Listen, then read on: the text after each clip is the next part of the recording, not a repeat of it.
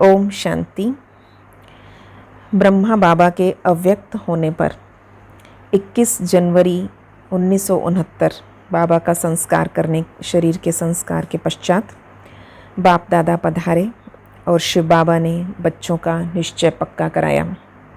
शरीर छूटा परंतु हाथ और साथ नहीं।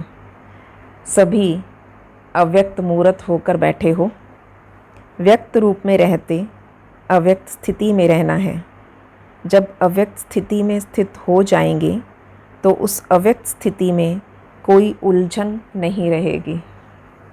वर्तमान समय चल रहे सभी पार्ट आप बच्चों को अति शीघ्र अव्यक्त बनाने के साधन हैं। डगमग होने की ज़रूरत नहीं। शुरू में यज्ञ की स्थापना भी अनायास ही हुई थी। जब आप शुरू में यज्ञ की स्थापना में आए थे तो आप सभी से निश्चय के पत्र लिखाए थे।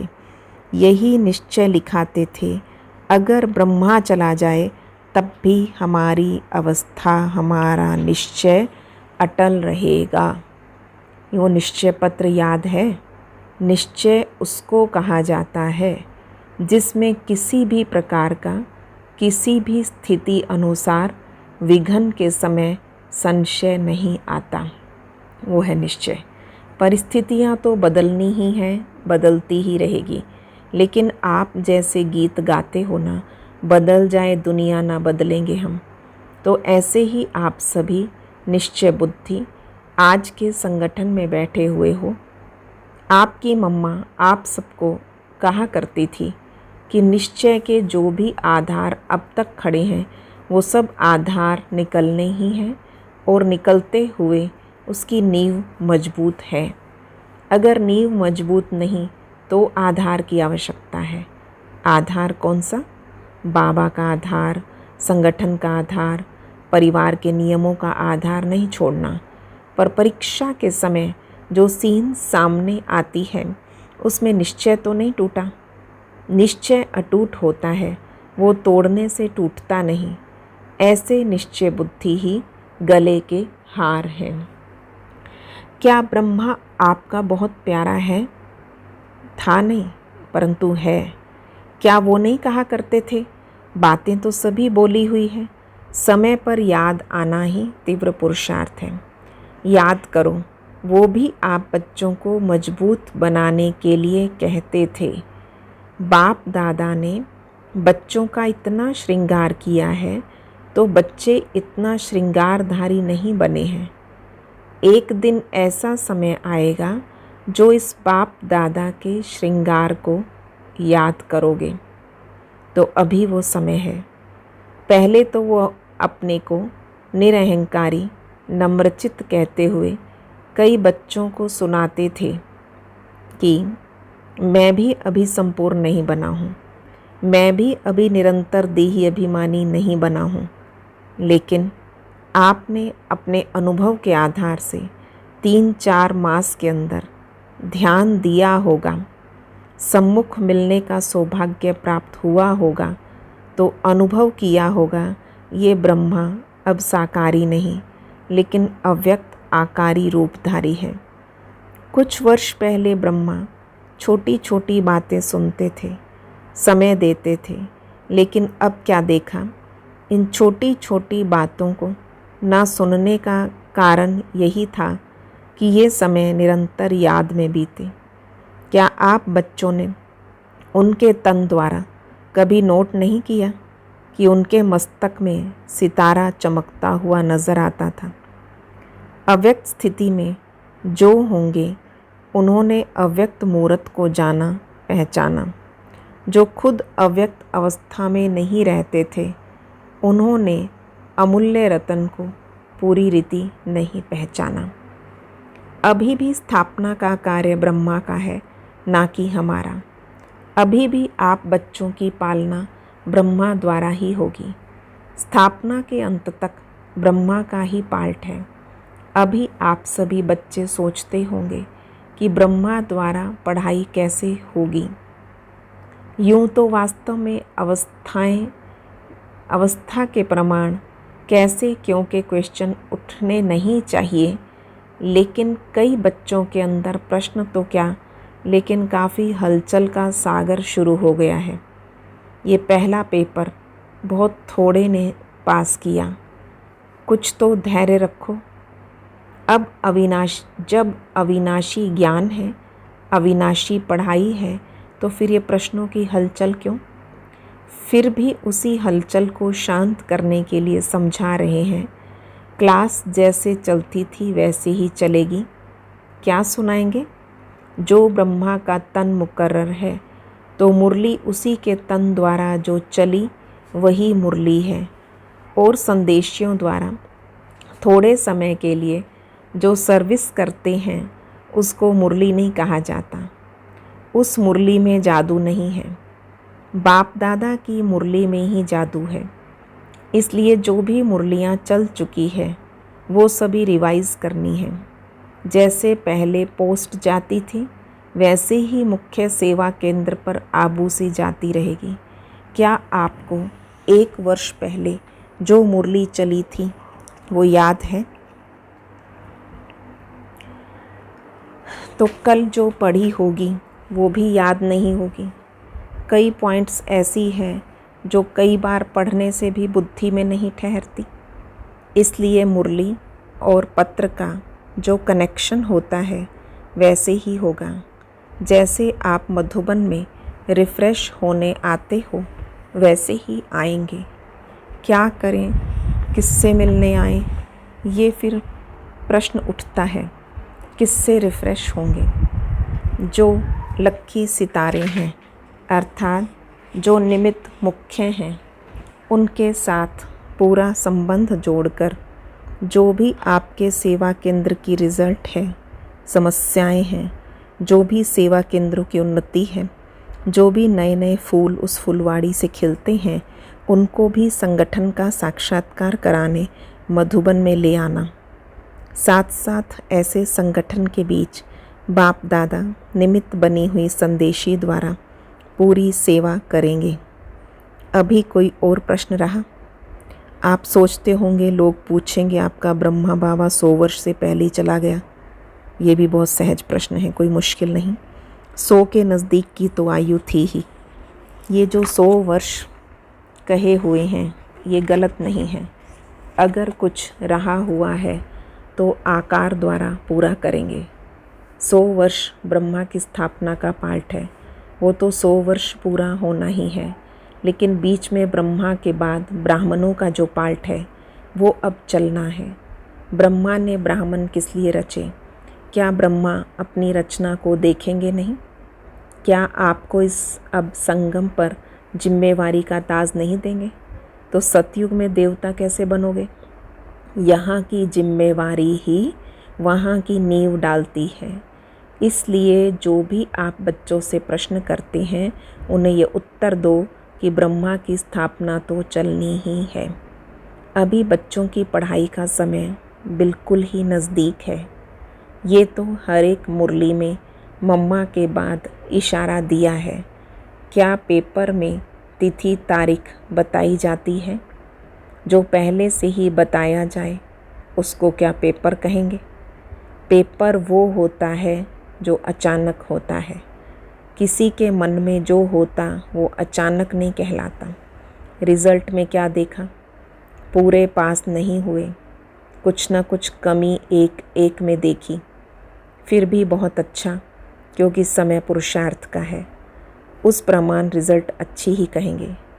बाकी तो बाप और दादा दोनों ही एक बात पर खुश थे। वो कौन सी? बच्चों ने संगठन और स्नेह दोनों का सबूत दिया। ब्रह्मा वतन से देख रहे थे कैसे कैसे कोई आता है, कब कब आता है, किस रुहाब से आता है, किस स्थिति से मिलते हैं। ये रिज़ल्ट भी बाप दादा दोनों ही इकट्ठे देखते रहे। तो हर एक खुद को देखें और खुद में जो कमी हो उसको भरें। बाकी आज से सभी के लिए कौन निमित्त है वो आप जानते ही हो। दीदी तो है, साथ में कुमार का मददगार है। जैसे और सभी लिखा पढ़ी चलती थी वैसे ही हेडक्वार्टर से चलती रहेगी। ये दोनों आप सभी की देखरेख करती रहेगी। अगर आवश्यकता हुई तो आप सभी के सेवा केंद्रों पे चक्कर लगाती रहेगी, लेकिन अब का पेपर क्या है, ये तो अचानक पेपर निकला, परंतु जो आने वाला पेपर है वो बताते हैं। अब एक मत अंतर्मुख और अव्यक्त स्थिति में स्थित होकर संबंध में आओ। बाप दादा जो पेपर बता रहे हैं उसकी रिजल्ट देखेंगे। एक मत अंतर्मुख और अव्यक्त स्थिति में स्थित होकर संबंध में आओ। पिछाड़ी के समय ब्रह्मा तन द्वारा जो शिक्षा दी वो सभी ने सुनी होगी और याद भी होगी। आज के दिन इस संगठन के बीच कुछ देने भी आए हैं, कुछ लेने भी। तो जो लेंगे वो देने के लिए तैयार हैं।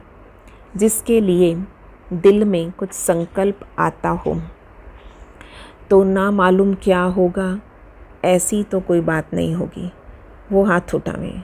अगर सभी संतुष्ट हैं तो जो लेंगे उनको देने में भी संतुष्ट रहेंगे। दो बातों को आज इस संगठन के बीच दान देना है। कौन सी दो बातें?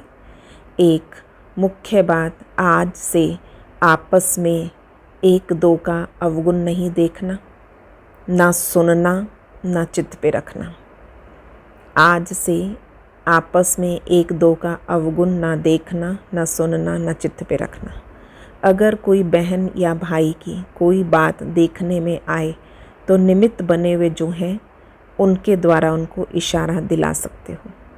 दूसरी बात, कई लोग आपके निश्चय को डगमग करने के लिए बातें बोलेंगे, आवाज़ फैलाएंगे कि अब देखें ये संस्था कैसे चलती है, लेकिन उन लोगों को ये मालूम नहीं इनों का आधार अविनाशी है।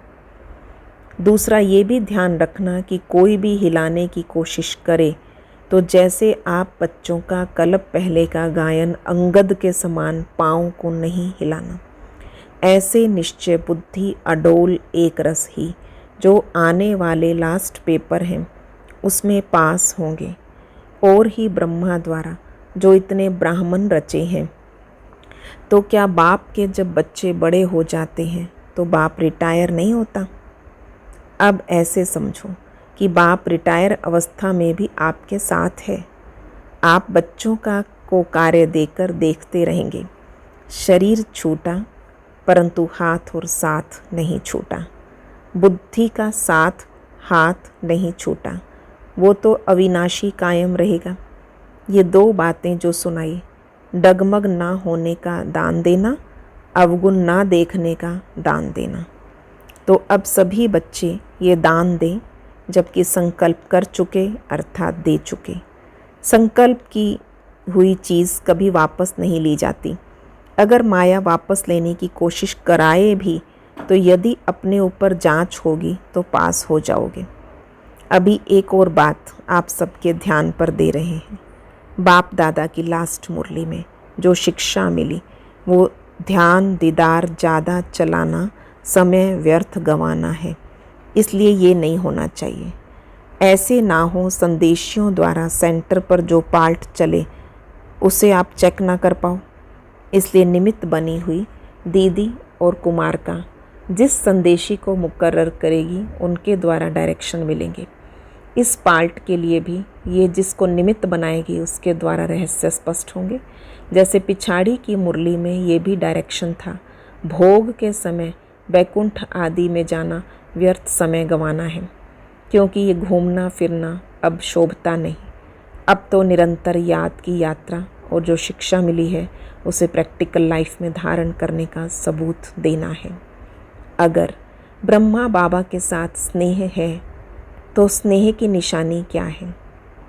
स्नेह ये नहीं कि दो आंसू बहा दिए, पर स्नेह उसको कहा जाता है जिस चीज़ से उसका स्नेह था ब्रह्मा बाबा का, उससे आपका भी स्नेह हो। उसका स्नेह था सेवा से। पिछाड़ी में भी सेवा का सबूत दिया ना, तो स्नेह कहा जाता है सेवा से प्यार, उसकी आज्ञाओं से प्यार।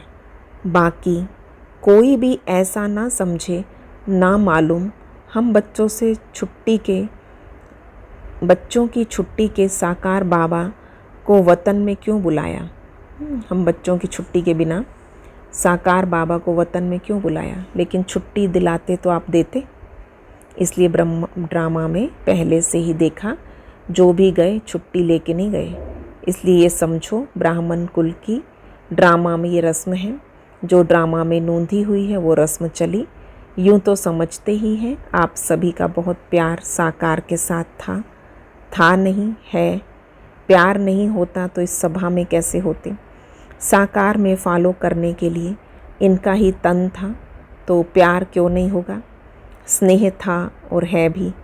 ये बाप बच्चों की निशानी है। इससे साकार भी वतन में मुस्कुरा रहे थे। बच्चों का स्नेह है तो क्यों मेरा नहीं है। लेकिन वो जानते हैं ड्रामा में जो भी पार्ट होता है वो कल्याणकारी है। वो विचलित नहीं होते। वो तो संपूर्ण अचल अडोल स्थिर था और है भी। लेकिन आप बच्चों से 1000 गुना स्नेह उसमें जास्ती है। अब स्नेह का सबूत देना है। ये भी एक छिपने का खेल है। तो विचार सागर मंथन करो, हलचल का मंथन ना करो। जो शक्ति ली है उसको प्रत्यक्ष में लाओ। भारत माता शक्ति अवतार अंत का यही नारा है। सन शोज फादर ड्रामा की नोंद कराएगी। साकार बाबा ने कहा मैं बच्चों से मिलन मनाने आऊँगा। अगर आज आ जाता तो बच्चे आंसू बहा देते। अच्छा, ओम शांति।